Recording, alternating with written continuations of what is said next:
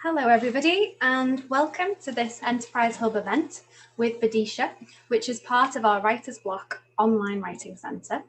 Writing on the Wall is the only creative partner for Enterprise Hub, which offers 12 hours of free business advice for residents living in the Liverpool City region to help them start their business or freelance career. For more information and more on eligibility and how to apply, please go to our website, which is www.writingonthewall.org.uk, and more about that later.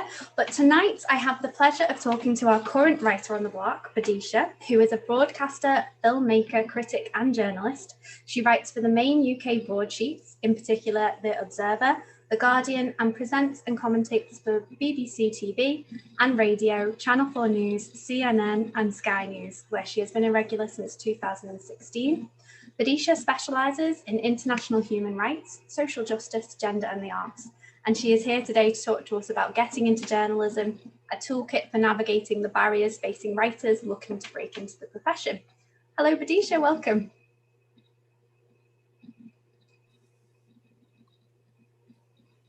Hi, I don't know why you can't see me. You can see me. There we go. Well, hi. Hi, how are you? I'm great. How are you? I'm good, thank you. Thanks so much for joining me tonight and talking about this and giving some advice to our watchers, our audience. I know you've been a long-time friend of WOW and you've been involved with our festival before, and more exciting news about the festival later. How are you enjoying your time as a writer on the block? It's been really inspiring because I've encountered so many emergent writers, and just today I had a day of sort of scheduled half-an-hour one-to-ones, and each person brought to me such a fascinating project that they want to work on, whether that's a piece of radio or film or TV or an article or a non-fiction book that they want to explore. So it's been really inspiring. Maybe lockdown has given emergent writers a way of thinking about what they really want to do and what stories they want to tell. Yeah, absolutely. And I hope we can talk a little bit more about that later on in terms of, lockdown and how that's given people a bit of a space to reflect and how that shapes our writing. That's fantastic. So today we're going to kind of look at routes into professional journalism. Can you talk a little bit about your own route into journalism and what drew you in and what were the challenges and successes that were significant to your journey? I've had an extremely long career, which really began pre-internet. So in 1993, when I was 14 and 15, I always knew I wanted to be a journalist because it was about connecting with others. And I had an impression that being a journalist involved going out and meeting people, which is the thing I like to do more than anything. But it's also that was a true instinct. So that is what journalism is about. It's about connection and communication and being interested by the world. You need to be inquisitive to be a journalist. I was very into the arts and culture, art, film, fashion, design, architecture, dance, you name it. I was fascinated by it. So I had some sample writing pieces that were just reviews of different things, art exhibitions and albums that were out at the time. And I decided who I wanted to work for. And I sent them samples with a very brief, very clear covering letter. And some of those outlets got in touch with me. So I began writing for Melody, for the NME, ID magazine, Dazed and Confused, lots of other style magazines from the 90s, many of which are really defunct now or have changed into something different. Because I was a young journalist, I attracted a lot of notice. So I was then featured in a lot of TV programs and interviewed because I was a young journalist. So it sort of crossed over from being behind the screen to in front of the screen. And from that point on, I started getting a lot of offers to work in radio. So I began working for the BBC around the year 2000 when I was 20 or something. But I'd already been covered by lots of those outlets myself in a starring role. So one thing led to another, and there was a lot of cross-pollination, which meant that I went from magazines to newspapers to radio to TV pretty organically. I know it sounds amazing when I say it because it sounds very, very lucky, but it's about saying yes to things and then being good at them when you do them. But fundamentally, there's a lot of luck involved as well, and I don't want to downplay the role of luck. Yeah, but like you said, you need to have the, your writing there to back it up. And I'm hoping we can talk a little bit more about how people can practically put some steps in to develop their writing practice there as well. So in terms of, you said you started a long time ago, pre-internet, maybe we could have a practical question about, knowing what you know now, what advice would you give to those who are starting out in this profession, and what sort of steps they should take? Advice for starting out is, number one, I am against free labor. If there's any way to avoid it, I am not in favor of internships and of offering work for free. I think that labor should be paid. I'm also in favor of not making a game plan exactly, because life is often much more interesting than a game plan, but having some goals in mind and starting big. So if you want to work for the Sunday Times, contact the Sunday Times. I don't believe in learning curves or in baby stepping things out and then growing things to be bigger and bigger. I think you should do the opposite, which is go for the biggest names and the outlets that you want first. Study them, get in touch with them directly, and make an approach which is extremely professional and on a level with what they're already producing, so that they look at you and they don't think that you are a school kid or a beginner. They look at you as a potential colleague and peer to work for. What that involves is developing ideas which are pertinent to the outlet, developing a pitch which is extremely solid. It doesn't mean that's a long pitch, so a one-page pitch which outlines what you want to do for them, or it means applying against a job offer. Now, one thing that's happening at the moment is, despite lots of people losing their jobs across lockdown because of the pandemic and the depression which is due to follow, the economic depression, I mean, despite that, lots of outlets are hiring at the moment, and pretty much every major media outlet, including places like Netflix, places like YouTube, all the big sort of tech companies, are expanding, and they do have a recruitment page. Yeah. And I also include Reuters and Bloomberg within that. So there are lots of news wires. They're always looking for new voices. So it's about doing the research piece by piece.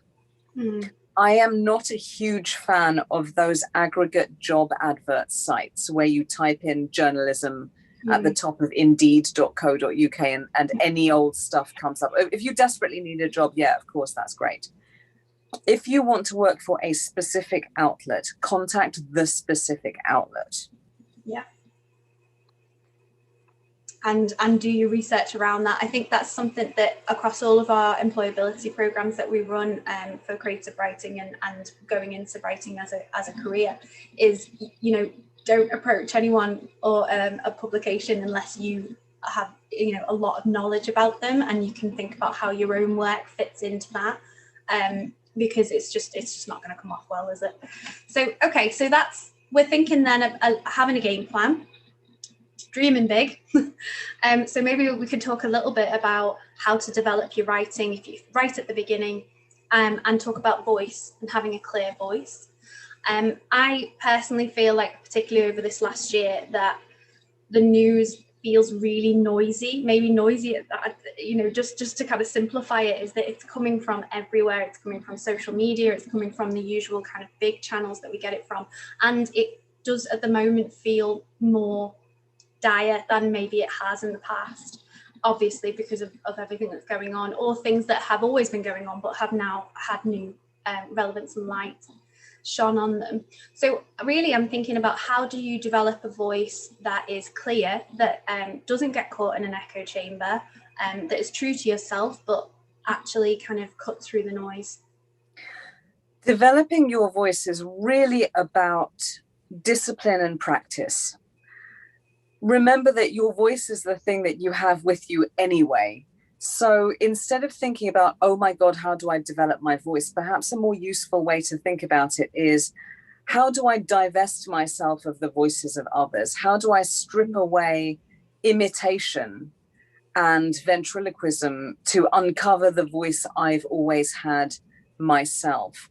I don't think that trying very hard actually is the solution to trying to find your voice. Actually, what's useful is sitting quietly with yourself, breaking out your notebooks and seeing what your natural tone of writing is, because each author, and indeed each film director, each artist, has their own voice innately to themselves.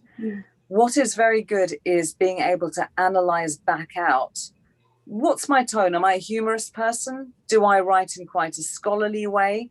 Do I like research? Do I like interviewing people? So in an interview, the skills you're using aren't always literary. They're often just interpersonal skills or psychological skills. Sit down and identify your own strengths and weaknesses, and don't worry too much about the weaknesses. I don't believe that you should ever swim upstream in your career. I'm very strengths-based. Whatever you do naturally is what you should lean into, and whatever you do naturally is whatever comes to you that really doesn't feel like work. A good signpost is to look for the things that other people genuinely compliment you about that you didn't even notice. When they say, God, you're so funny when you presented that article. You're so clear when you were debating. And you go, oh, I wasn't even trying. You weren't trying because that was your natural talent. Do more of those things. Yeah. And then ally them to good ideas. So those are your natural skills and passions and capabilities. When it comes to professionalizing a little bit, you have to use all of that in a constructive way. So figure out what exactly you do with that voice. Do you want to be a theatre critic? Do you want to be a campaigning journalist? Do you want to work in communications for a charity?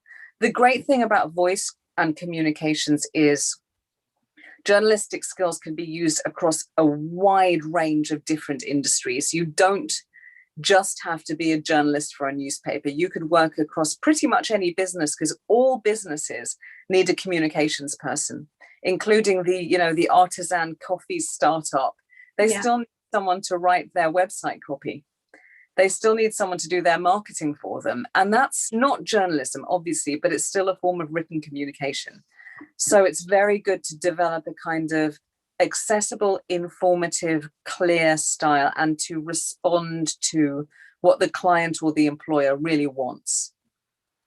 Yeah, absolutely. That sounds fantastic. And I think just to pick up on something you mentioned there in terms of self-reflection, and before you were talking about asking yourselves these kind of questions and trying to work it out that way, and doing a bit of an investigation on yourself and your own talents and following that.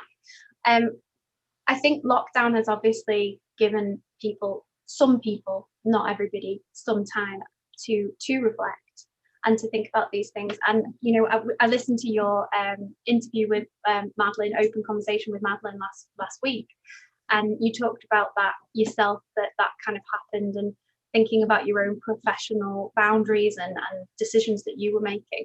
But I also read an article that you did as well, where you talk a little bit about, because you started your career very early, you said you were writing seahorses, and lots of people were telling you that you were fantastic at this and as a writer. But it says here, it was like wearing a slightly ill-fitting jacket that everyone else says looks fabulous from the outside, and only you can feel it pinching. And I just thought that really spoke to what you said before about, even though, yes, you are listening to what other people are saying is good, you still have to have your own decision about where that is for you in your career. So when that happened, when you had that realization, was that when you moved more into journalistic writing? You're referring to my first novel, which was called Seahorses. So I struck the deal for that first novel when I was 16, 2 years into my career, and it came out when I was 18, and it was a very successful project for the time. But I always felt very uncomfortable in the industry, and I do think it's telling that I'm naturally friendly. I make friends very easily, and I didn't make any friends in that field. All my friends were behind the scenes, and I thought, something is wrong if you're not quite finding your tribe and things are going against you slightly and you're always on the back foot. Having said all of that, it was a fantastic opportunity. So I don't think that we should only ever do what is absolutely comfortable and positive for us. There are worldly realities, such as making a living and paying bills. And I don't think that every single person deserves a job that they feel is 100% tailored for them. But at a very fundamental level, the right profession for you is the one that you feel is yourself. So you have to listen to your instincts in that sense. If something is depleting you, if something is making you dread showing up on the Monday morning, if you are given a task where you have 5 days to do it, and actually it takes longer and longer and longer the more time you work on it, and you literally feel in a sort of bodily sense like falling asleep when you're doing it, so you're shutting down, you're checking out, that is the wrong job or the wrong task for you 100%, because as everyone who has been lucky enough to work in the correct field for them knows, it might be hard work, but that's not the same as it being tough or difficult or something that you dread. Generally speaking, if you're doing the right thing for you, it doesn't feel like work. The more you do it, it gives you, the more energy it gives you. You feel like you're connected to the wider world. You feel alive, and things grow organically from it. So there's a lot within career management that is really very subtle. It's very Zen. It's very much about listening to your body, and you just know in your gut when you're in the wrong place at the wrong time. Those gut instincts around career, they're not you being spoiled. They are your very primal survival system telling you that you're not in the right position. Having said that, I don't believe that every single person deserves to be happy all the time and to have exactly what we wanted on our top 100 priority list, to have all of those boxes ticked. Life is really difficult. And frankly, in an economy like this, if you're sort of close to the right job for you and there's nothing else, that's a good thing. That's a win. I know plenty of people who are in the right area, but not necessarily in the right job for them. And as long as they're on the path, that's a good thing. You can shift later. So I feel ambivalent about the idea that you should always be 100% comfortable in your career. Sometimes you're in a transitional phase, and all experience is transferable experience. So if there's anyone watching this and they're thinking, oh my God, I have a background in nursery nursing, but I want to be a journalist, one thing doesn't relate to another. My advice is never to say to yourself, okay, I'm doing a sharp left turn. Instead, you say, I've changed my colors.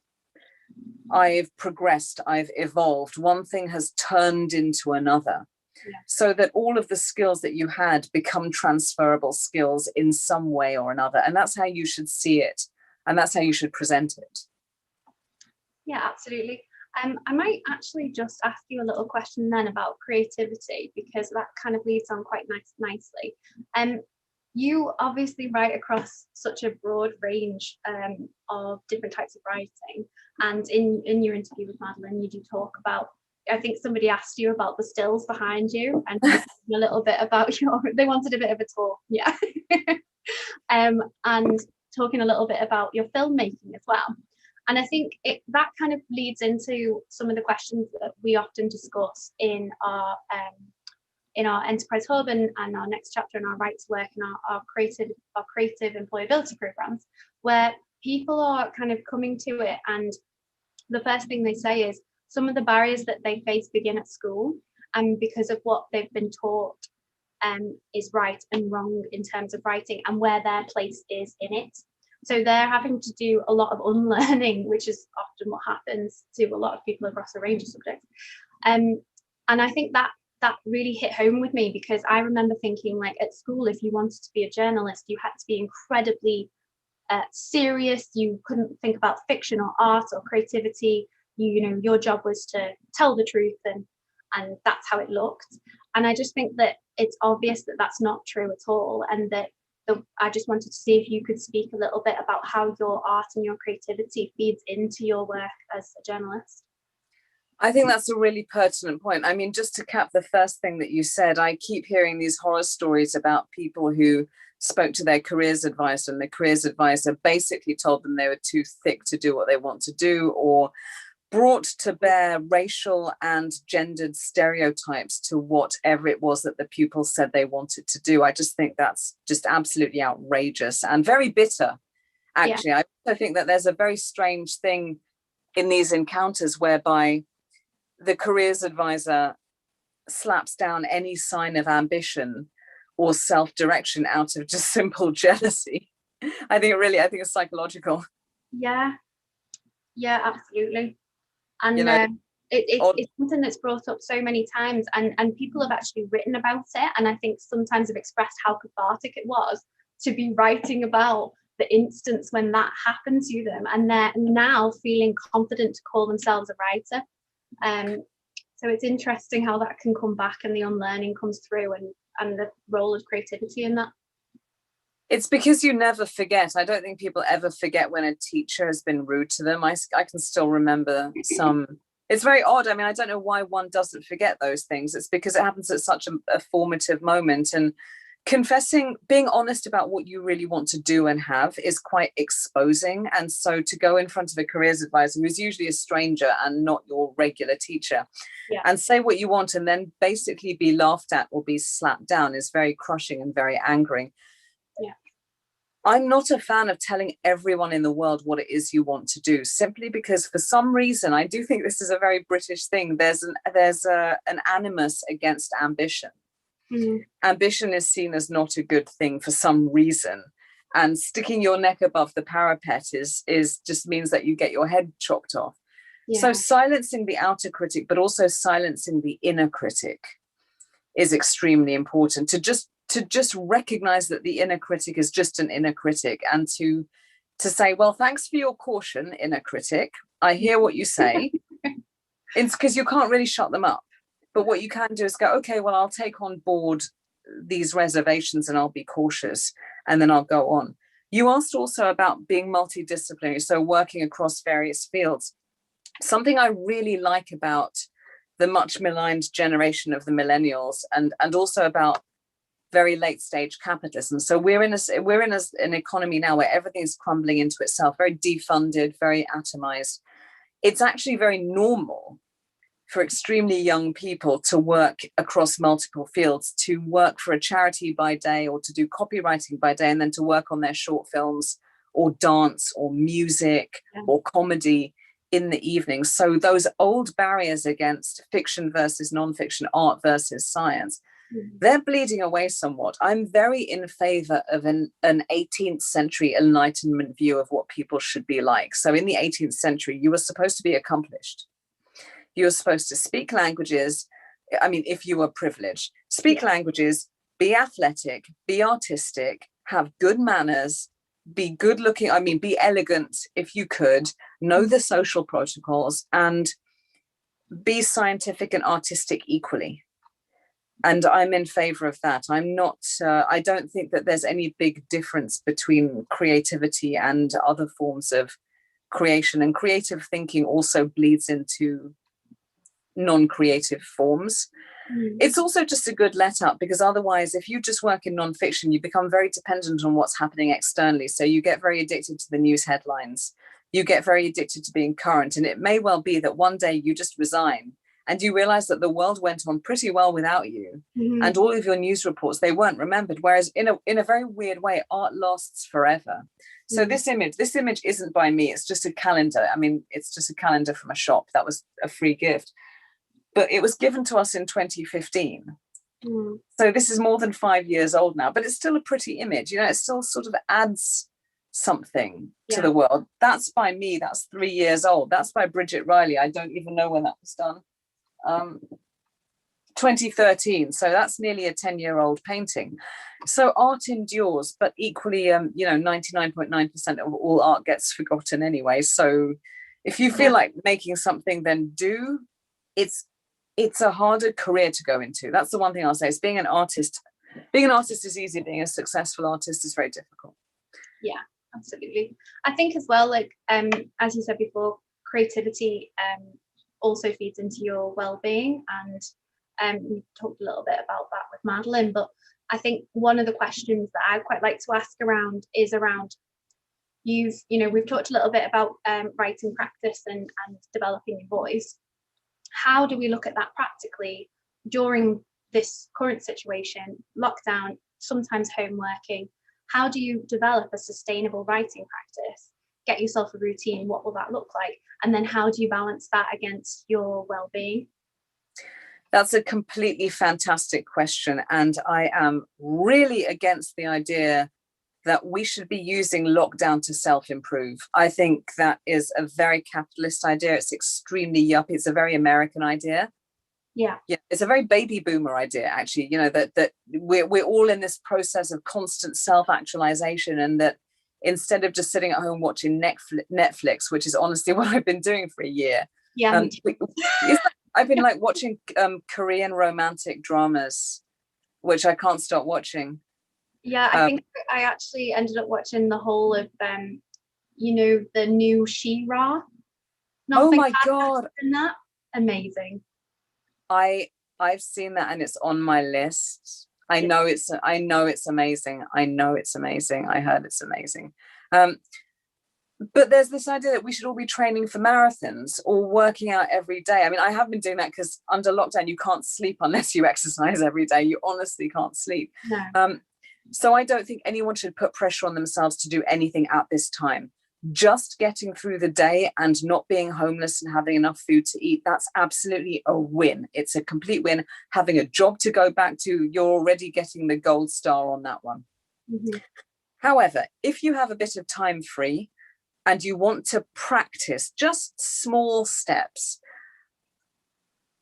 to write, you do need peace and quiet. You can't do it with lots of interruptions. So you have to isolate the 1 hour within the day or even 45 minutes where you won't be disturbed. You need the space of creation. And obviously that's just a study or a desk or the breakfast bar or whatever it is. Yeah. And you need small goals. I don't think anyone should really begin their big project now because you will not get it done by the time lockdown finishes. But one small thing per day is a very good idea, and consistency. So what's a really good example? One restaurant review, one recipe, one diary entry, something that you can step out every day to the extent that by the end of 10 days, you have 10 examples or 8 examples. And by the end of the year, you have 250 examples, which you can choose the top 8 from. And then that goes into your portfolio. So in a weird way, the answer to your question is actually very unglamorous and very boring. Steadiness, consistency, repetition. It's a bit like trying to lose weight or something. I'm not in favor of crash diets, but if you just don't eat one biscuit in the day by 6 weeks, there's a difference. Incremental changes where you don't think you're making progress, but after a certain amount of time, you realize you have. And pushing yourself just a little bit. So setting yourself one task that is just at the upper limit of what you're capable of, and working with intentionality. In a career, you have to be strategic to some degree, and keeping on just writing stuff without an end intention in mind is not a good idea. So decide what you want to do. You can enter a writing competition. You can just work on a pitch for a book. So think about where you want it to go. Yeah, absolutely. I think that sort of led me into another question I was going to ask around resilience. But I think what you've laid out there, kind of making yourself really small, achievable goals, really feeds into that. And it also probably will help build your own confidence in yourself, in your writing, and your ability to achieve those small goals, and not beating yourself up, particularly at the moment during lockdown. If you don't, just go and sit on the couch and watch some She-Ra. But the one thing to say though, the question to ask is around rejection in terms of resilience. How have you dealt with those things in the past, and what advice would you give to new writers starting out getting those rejections? The first thing is, don't think of a no as a rejection. I think people get very hung up on fetishizing rejection. They think that if an editor doesn't want to take their piece, it's a rejection. It's not really a rejection. People in power, commissioners, editors, producers, agents, PRs, editors, they receive 200 emails a day asking them all sorts of things. They don't see what they're answering as a rejection, and you shouldn't either. And I don't like this weird new masochistic trend of like writers who are collecting rejections and then over analyzing responses from people who are busier and more successful than they are. You need a bit of shrewdness and toughness. So I can't think of any examples of when I was rejected. I've had lots of projects that didn't work, or where you encounter lots of closed doors, and after a while you just think, well, I'm going to do something else now. Clearly this project isn't going to fly. But what I would say is, don't collect the rejections in a box. Don't see a no as a rejection. Don't mythologize non-success. there's a huge tendency in human nature to say, well, I battled and 20 people said no, and then the 21st will be the one that says yes. That's all trying to create a story around ordinary, unimportant, uninteresting things. You submitted an idea and they didn't think it was interesting, so submit it to a few more places. And if 100% of people think it's not interesting, it's because it's not. Yeah. That's not a rejection. That's the reality of what your work will be like. It's part of the process. I was reading, because I'm making films now, I'm reading lots of books about acting and actors, and there was a great quote from an agent who told a star, auditioning is the job. Actors always think that acting and being famous is the job, but actually auditioning and not getting the role, that's the job. And so submitting ideas is the job. The journalism isn't the job. It's being part of being in the mix. So demythologizing the process is worth it, and also not turning it into a thing. So don't say to yourself, I'm going to get up on Monday and send 10 pitches, and then the Monday after that I'm going to see how many of the pitches were taken up. Instead, you say to yourself, oh, this is a really interesting idea, there's a really amazing filmmaker, I really want to interview her. I'm going to contact my friend at The Guardian and ask if she wants me to interview this woman because she's really fab. That's that. That's not a pitch. Yeah. That's an email to a friendly colleague peer. Yeah. And if she says no, it doesn't mean that she rejected you. So taking the heat and the intensity and the sort of hysteria out of the approach system is really key to it. And something we do have to say, however, is journalism does not pay that well. So if you want to be a freelance journalist who's pitching rather than working in-house where you have a salary, as rough as it seems, it is always a good idea to have something else, whether that's a second property that you rent out, whether that's you run a cafe and you write from the upstairs, whether you make things and sell them, whatever it is. Do think about the reality of the finances. You may only be earning £20,000 a year or less and running around a lot within that. So it'll be a full-time job with not a full-time salary. Consider if you can stand that. Consider the elements of fatigue. It might be after the end of a very fun year. You just can't bring yourself to pitch anything anymore. That happens. It happens all the time. So be aware of the realities. You know, the fun bit of being a journalist and running around like Lois Lane or whoever. I can't think of any other fictional journalists. Lois Lane didn't even have time. I'm so glad that you mentioned Lois Lane. I can't remember anyone else. Who else would it be? She won a Pulitzer Prize. I know that in the Superman film, she's actually won a Pulitzer at some point in her career. But that's really fun. But it's also exhausting. And you might find that after expending a lot of energy, the gains that come back are not commensurate with how much energy you spend. So you have to really love it. And that's why I say auditioning is part of the process. You have to enjoy all of that, including being rejected. And don't say the R word. It's not really a rejection. If someone is too busy to meet you for tea, is that a rejection? No. I mean, you'll have tea with them in a different place later. So it's the same kind of thing. Yeah, it's about reframing it. And it's a little bit about what you were talking about before in terms of self-reflection. You know, like, is this working for you? Thinking about it on a whole. So I've got some practical questions, a couple of questions that are coming in from our audience. Let's see what we've got. So we've got, what would you say to an aspiring journalist without a university degree? So that's a little bit what you were talking about before in terms of transferable skills. It doesn't matter at all. It truly, really, really doesn't matter. Nobody has ever asked me if I went to university. I mean, apart from really like rude people that are being passive aggressive, no one has actually ever checked my credentials. So number one, you could just lie. Number two, I'm not saying you should, but I mean, like in the real world, it truly doesn't matter. And I don't think you should think about that twice. Don't immediately tell people because it sounds chippy and defensive, but it really in every other aspect makes no difference at all. The great thing about journalism is it's based on each individual piece of work that you do. And as soon as you have that first byline, as soon as you have the first little job, even if it's one article that took you one day, the next job builds on the back of that. No one checks I have never submitted my CV ever anywhere. Nobody is going to look at it. What they look at is, who are you? What's your experience? What's your idea? So university does not matter. Life experience matters. So even if you ran away with a circus at the age of 12, that's great. And put that into your pitch and write something about it, because it's absolutely fascinating. So do look at being a rounded, accomplished person outside of university.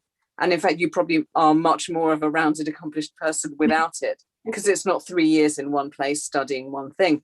So lean into what your strengths are and what you have to offer, and don't worry at all about the university question. But of course, there's another question behind that, which is about entitlement. And it goes entirely without saying that the criticism of the media as being very Oxbridge and private school led is a very valid criticism. And of course, part of the intimidation factor is that everyone speaks in the same way and has the same mannerism. And that's the subtlety of entitlement, which, by the way, obviously I have it too. So it's like not like, and that's obvious. I mean, it's obvious, even if I'm not doing anything, you can tell by my body language that there's layers of privilege and entitlement there. That's what sticks in people's throats, and that's totally justified to do that. But if you're fine with it and it doesn't rub you up the wrong way, just forget about it. Don't even worry that you didn't go. I mean, I regret what I studied at university. It was completely useless for me. So it clearly it clearly wasn't an asset.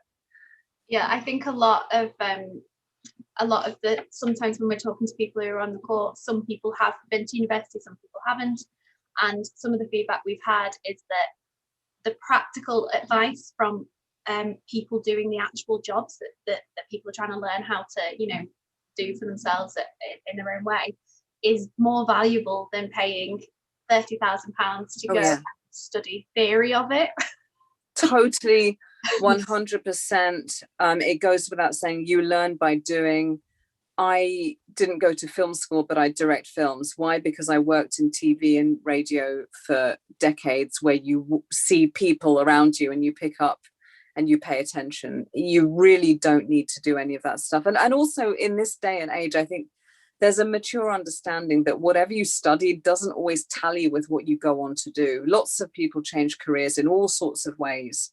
Yeah. So yeah, don't even think about it. If you didn't go to university, fine, makes no difference at all. Yeah, fabulous. So the next one we've got is, how can you use social media to promote yourself and build your presence as a freelance writer? Great question. It's very, very pertinent. I was listening to someone in the industry talking about Twitter, and they said Twitter works very well if you think of it as being like radio. So let's say you've written an article and it came out in Prospect magazine. So you have a link to Prospect magazine, and when you do the link, there's an image and a headline.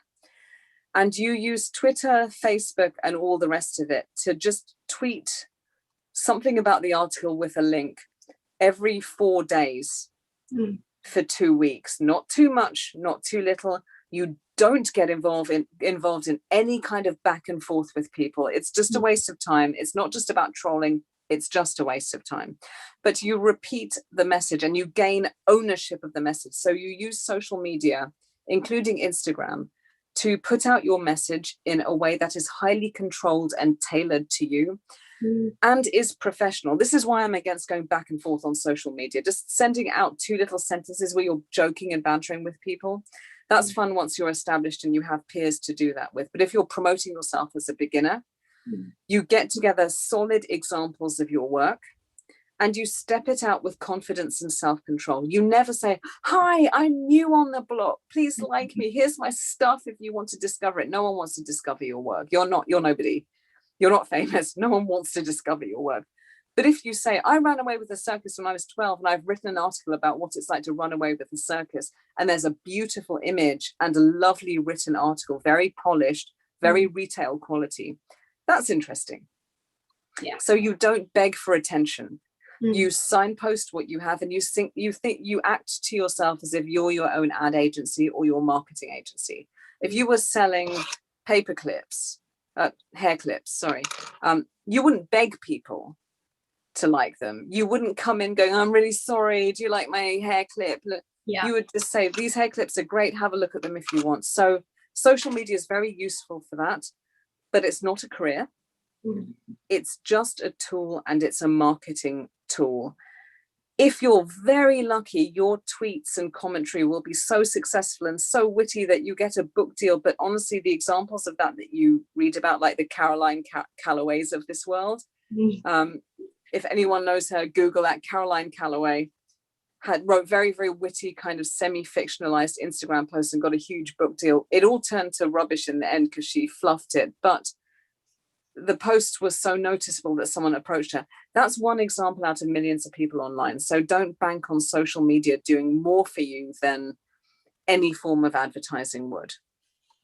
Yeah, and like you said, if you keep it professional and controlled and strong to your voice, then if potential employers are checking you out, then it's another part of your portfolio, really, isn't it?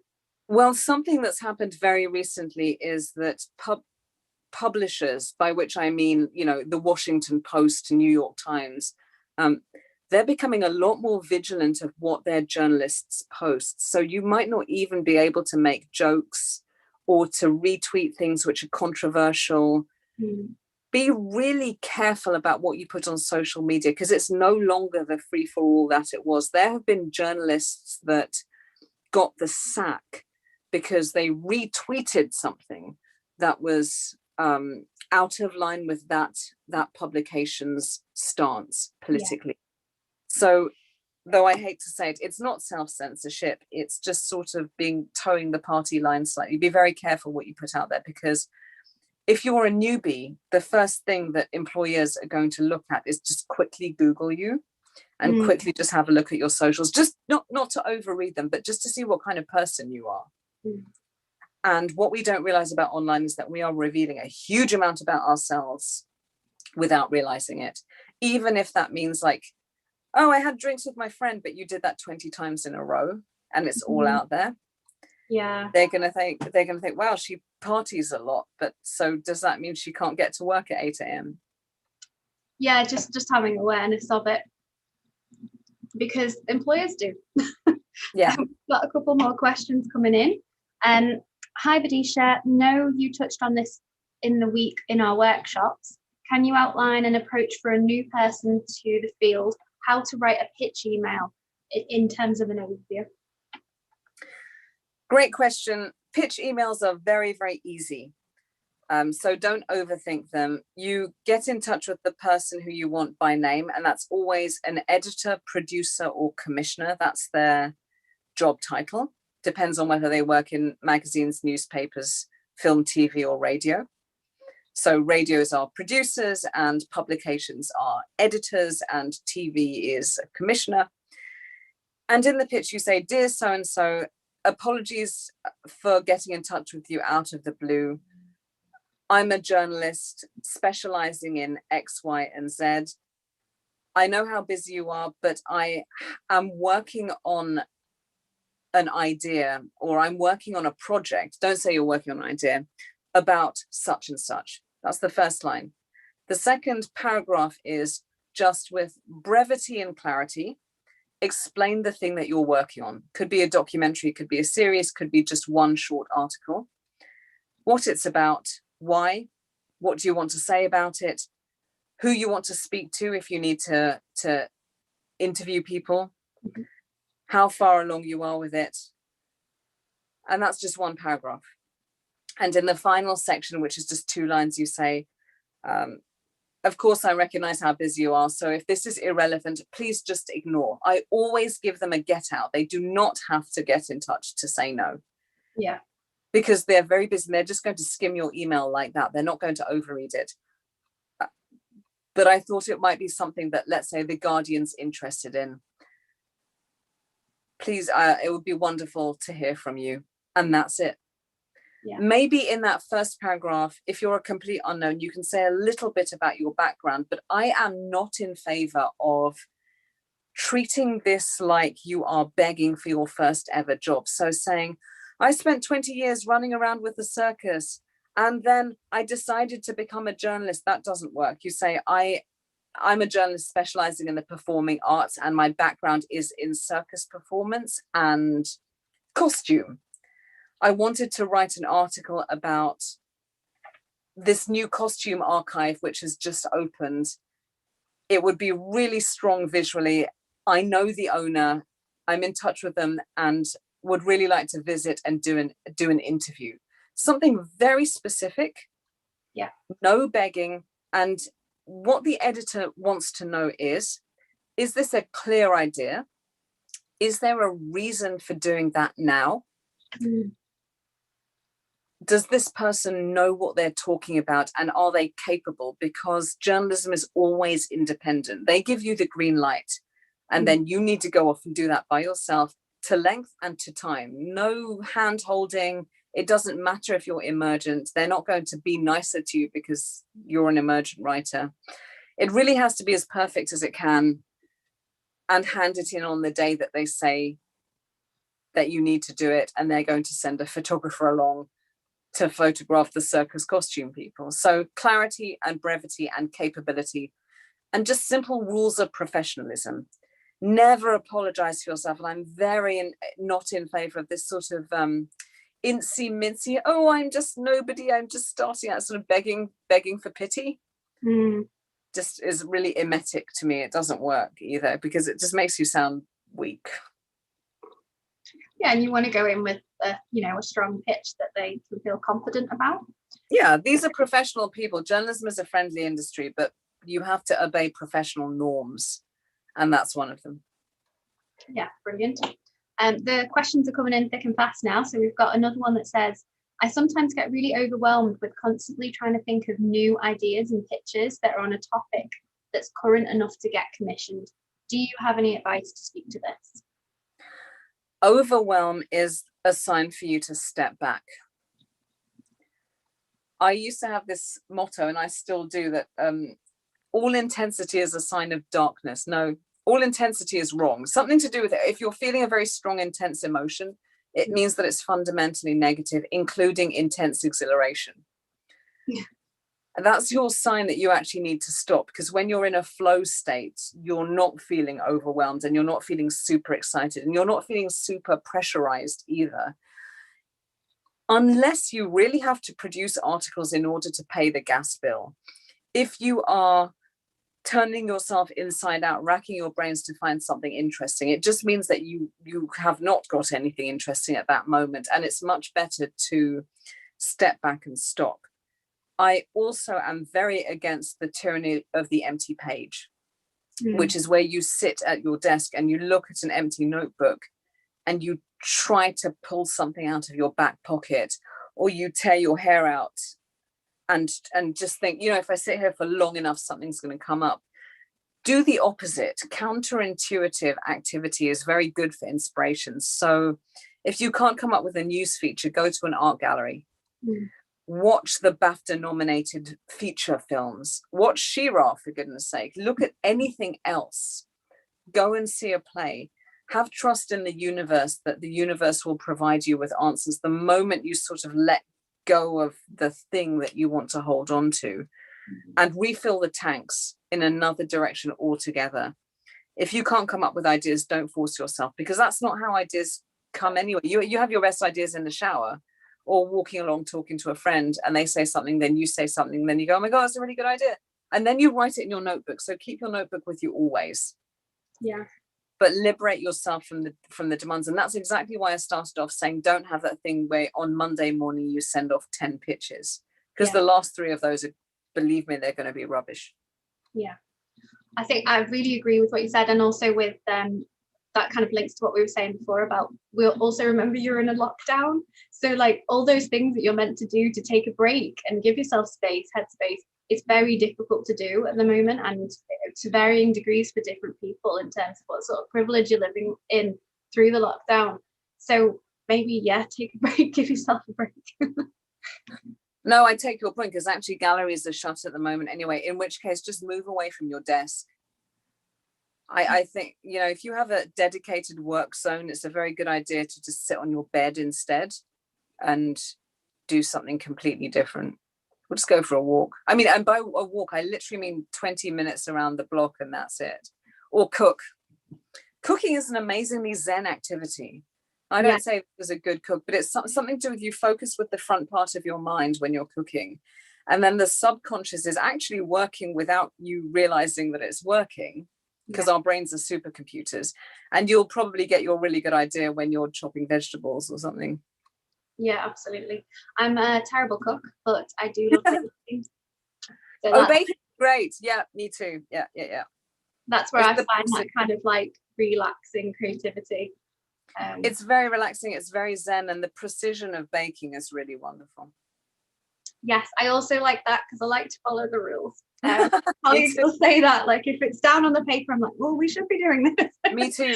I'm actually, I'm a good cook, and I can follow any recipe, no matter how complicated, and I can give you restaurant quality food if you give me 100-line recipe, but I can't boil an egg. That's exactly the same. Like, I know so many amazing creative people that they can just go, okay, I've got these ingredients in the fridge. This is what's going to happen. If I see a carrot, an onion, and this, I have no clue. No, absolutely 100% the same. No natural talent for it whatsoever. No original ideas. No, completely. I'm exactly the same. Obviously. Brilliant. So a couple more questions. I've got one here. I'm just trying to group them a little bit. So one of them is a kind of practical one, which says, how can you research and apply for your ideal journalism job? I think we talked about that a little bit before. You talked about making sure that you look for the publication and what they publish. Yes, I am not in favor of this kind of scattershot technique where you say, I will apply for 100 things. I believe in moving in tiers. So by tiers, I mean, you isolate the top 5 roles that you want. Let's say I want to be senior producer at the BBC or CNN or Viacom, and you specifically Google or go onto the websites of those particular outlets that you want to work for, look at their recruitment page and tick off against the specific job things that they are advertising. Only if you get a no from them do you move down one tier and you do, okay, maybe not the BBC, maybe the local. That's the kind of B+ option, but fine. It's still the same job title, but it's not as prestigious an institution.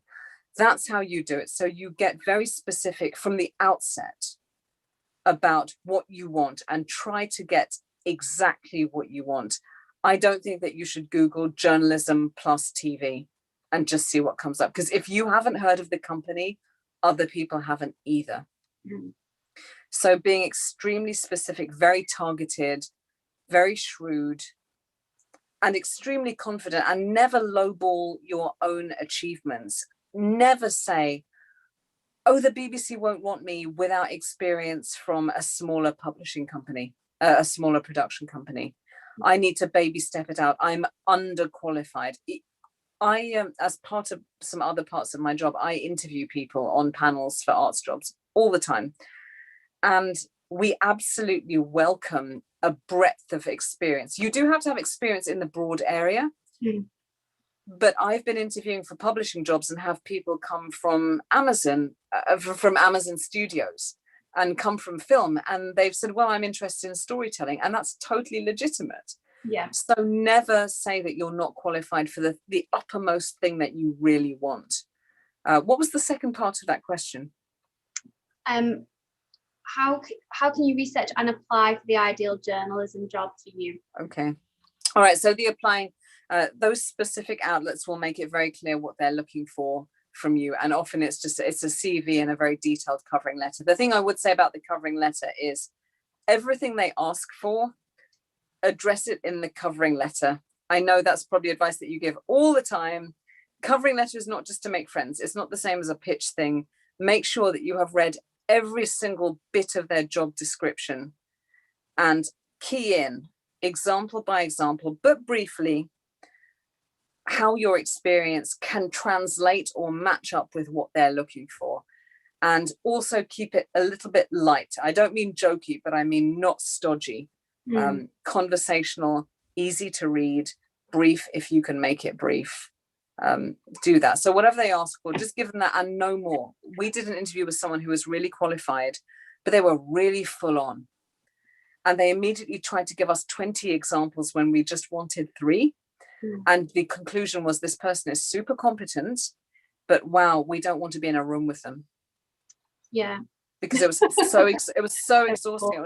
They sucked all the energy out of the room, and they were so keen to say, I'm a really visual person, I really like storytelling, and just show, don't tell. Never make broad claims about yourselves in that regard. We just thought it was strange, and they were really competent. I have no doubt that they were very competent, but it was off-putting. Yeah. Brilliant. Thank you. Okay, and I think we have time for one more question before we close this event. Is there any creatives who inspire you as a writer?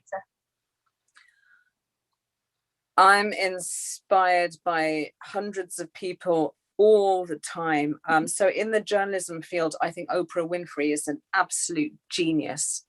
She's a woman, she's very tough. She's an abuse survivor. She's totally self-made. No one helped her as a Black person in America or as a woman.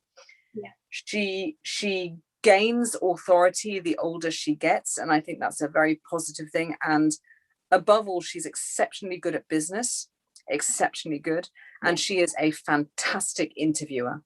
Oh my God, she's a really skillful psychological interviewer. To sit there and to have people underestimate you while they reveal all sorts of things about themselves without realizing it is a skill in itself. She's exceptional. And there are lots of other people: Orla Guerin, Lise Doucette, Lindsay Hilsum, Kirsty Walk, women in journalism who've had very long careers. I respect age and experience a huge amount, and I respect people who've had multi-decade careers. Madonna, huge, I mean, just huge influence and inspiration. Because becoming successful once is quite easy, and having fun is really easy. Having a career that goes into 4 decades is not easy at all. Being able to survive changes, technological and cultural changes, to adapt all the time, to be responsive to trends without going under with each trend is one thing. And I'm inspired by artists all the time. Yoko Ono is a huge inspiration for me.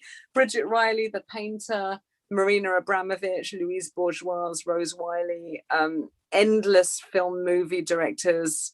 Anna Biller is one of my favorite directors, who directed The Love Witch. I mean, just countless. I'm inspired by creatives all the time. Yeah. Jordan Peele, who made Get Out and Us, is a huge inspiration. I still see myself as a working journalist, so I don't really see myself as an artist or an actor or anything like that.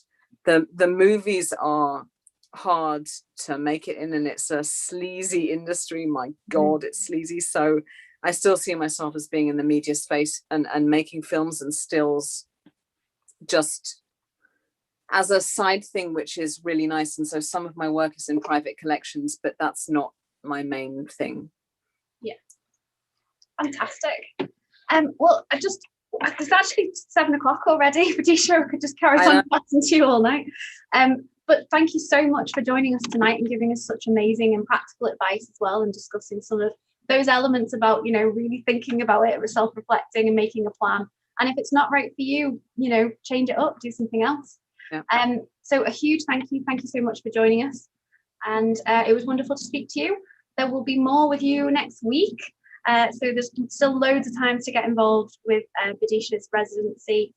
Just head to our website. Thanks so much, Bidisha. Thank you. You're an amazing interviewer. That was really great. Really enjoyable. Thanks very much. Have a lovely evening. So thanks everybody. Thanks for joining us. A massive thank you to our funders. This has been made possible with the support of the European Regional Development Fund, the National Lottery Reaching Communities Fund, the Liverpool City Region COVID-19 Emergency Fund, and the Steve Morgan Foundation. A massive thank you to our WOW team for organising and running our events, and thank you to our audience for joining us. If you are interested in signing up for Enterprise Hub and you'd like to know more, please do go to our website at www.writingonthewall.org.uk or email me on amy@writingonthewall.org.uk and I can tell you more about it. As always, please take 2 minutes to fill in an audience monitoring form. It's really important to let us know who's out there and who's watching, and the link is in the comments. And a massive thank you to anybody who's donated for this event. If you would like to donate, the link again will be in the comments for you to do so. And finally, I'd just like to say that today is our festival launch day. The whole team has worked so hard to bring this festival together, and we are so excited. It is the WowFest 21 for 21 years of radical writing. It's our birthday and we have an incredible festival for you. So we actually currently have a special early bird ticket offer for £21. Do not miss out on that. Go to our website. The link is in the comments. Thank you, everybody. Have a lovely, lovely weekend. Good night.